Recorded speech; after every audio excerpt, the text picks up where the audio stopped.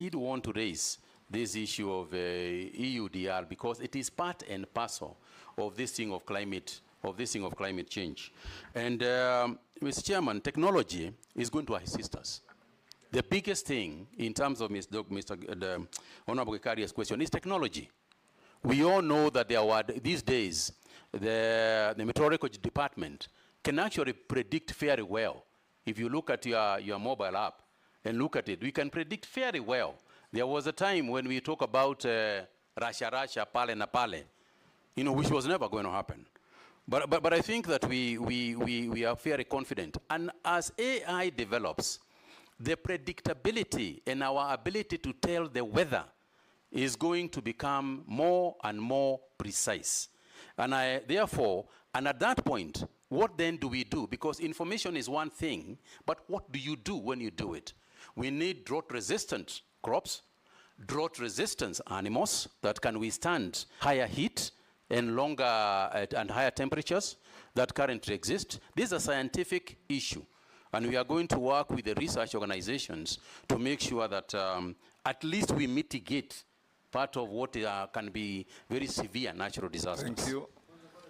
Yes, Janet. Chairman, I know the nominee was once a politician, but he has cleverly evaded the issue of the vaccine. And we know each other why he's doing that.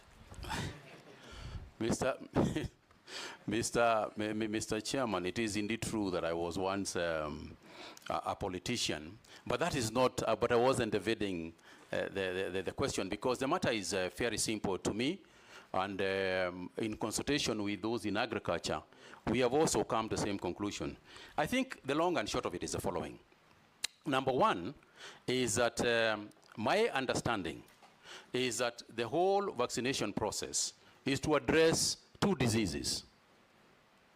It is to address the PPR and foot and mouth disease. That's what the issue is about. Mr. Chairman, talked about earlier about social media and what can be propaganda and otherwise. And I think the most important thing is to involve those involved in the industry, including the members of this House, is to involve those involved with the information that we have and say, this is a vaccine, it is being made by Kevavapi, who are our own people, it is for this and this purpose, we only vaccinate about 10% of our livestock, we want to vaccinate more than that, but the point of the matter is this, the cow, as I said earlier, belongs to an individual, it doesn't belong to the government. The goat belongs to an individual, not to the government.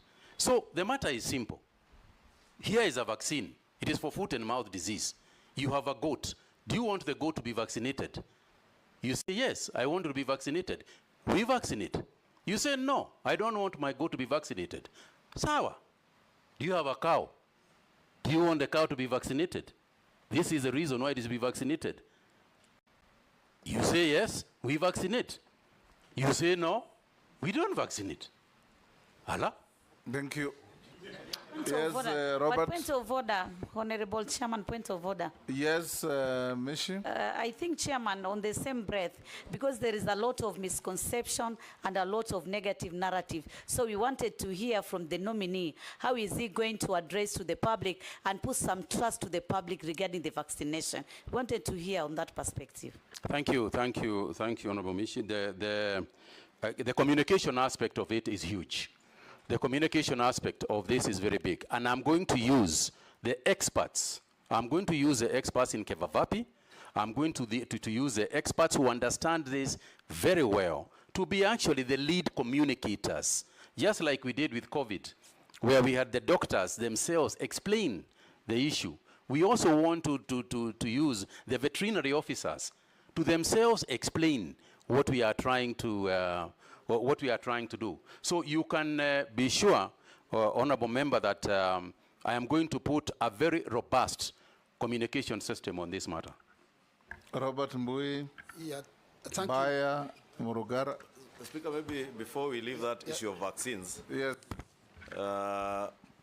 because I remember CS Mutahi telling us, if I can get it, you can get it. on COVID.